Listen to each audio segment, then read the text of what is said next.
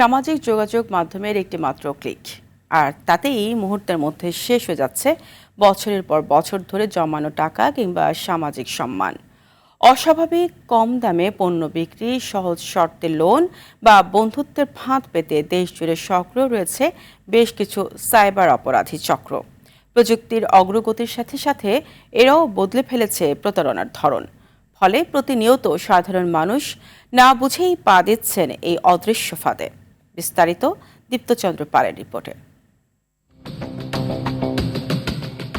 বাজারের চেয়ে অর্ধেক দামে পদ্মার ইলিশ, চটকদার এমন বিজ্ঞাপনের ফাঁদে পা দেন ভোক্তারা। অগ্রিম টাকা পাঠানোর পর আর নেই বিক্রেতার খোঁজ। আইনের আশ্রয় নিয়েও প্রতিকার পায়নি ভুক্তভোগী। 700 টাকা বুকিং দিতে হবে। 700 টাকা বুকিং দিলে তারপর আমরা করবো, আপনার ইয়েটা পাঠাই দিব। এরকম করে সার্ভারের কথা বলে সার্ভারের নিচ্ছে না, টাকা করতেছে না।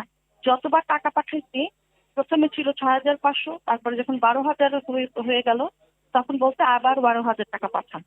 আবার 12,000 টাকা দিচ্ছি, তারপরে আবার বলতেছে যে আপনার তো 20,000 টাকার মতো হয়ে গেছে, এখন কিছু করার নেই, আপনি আরো 20,000 টাকা পাঠান।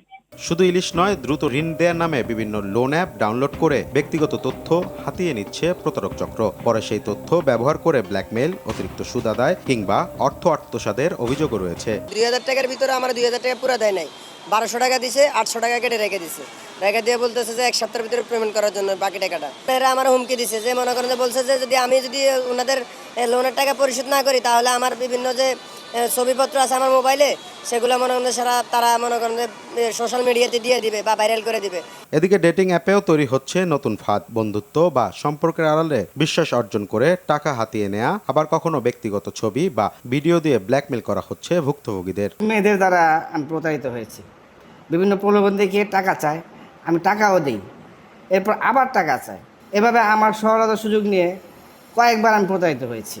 সাইবার অপরাধ বিশেষজ্ঞদের মতে, প্রতারকরা মানুষের লোভ, প্রয়োজন এবং আবেগ এই তিনটিকে অস্ত্র হিসেবে ব্যবহার করছে। প্রতিদিন নতুন নতুন কৌশলে সাধারণ মানুষকে টার্গেট করছে সংঘবদ্ধ চক্র।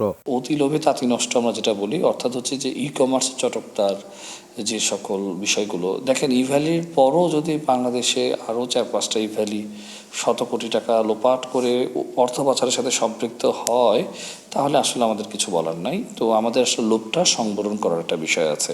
বিশেষজ্ঞরা বলছেন, অনলাইন প্রতারণা রোধে নতুন একটি আইন প্রণয়নের উদ্যোগ চলছে। আইনটি কার্যকর হলে অনলাইন প্রতারণা উল্লেখযোগ্য হারে কমে আসতে পারে বলে আশা তার। এমল্যাটটা করা খুব জরুরি, মিউচুয়াল লিগ্যাল অ্যাসিস্ট্যান্স ট্রিটি, অর্থাৎ ফেসবুক, ইউটিউব, জিমেল, যে কোনো কর্তৃপক্ষ পৃথিবীর পুলিশ যদি কোনো ডেটা চায়, তখন সেই সময় রিয়েল টাইম আইপি অ্যাড্রেস, তার মুঠোফোন নাম্বার, তার ব্যাংক নাম্বার, তার আইএমইআই নাম্বার, আইনি পদ্ধতিতে অফিসিয়াল চ্যানেলে 3 দিনের কম সময়ে তদন্তকারী কর্মকর্তাকে দিতে হবে। এটা হচ্ছে এমল্যাটের প্রথম উদ্দেশ্য। ফেসবুক যদি এমল্যাটকে এন্টারটেইন করে, বাংলাদেশের 80% সাইবার ক্রাইমের অপরাধ সমস্যার সমাধান হয়ে যাবে। সামাজিক যোগাযোগ মাধ্যম মানুষের জীবনকে সহজ করেছে, কিন্তু একই সঙ্গে খুলে দিয়েছে প্রতারণার নতুন পথ।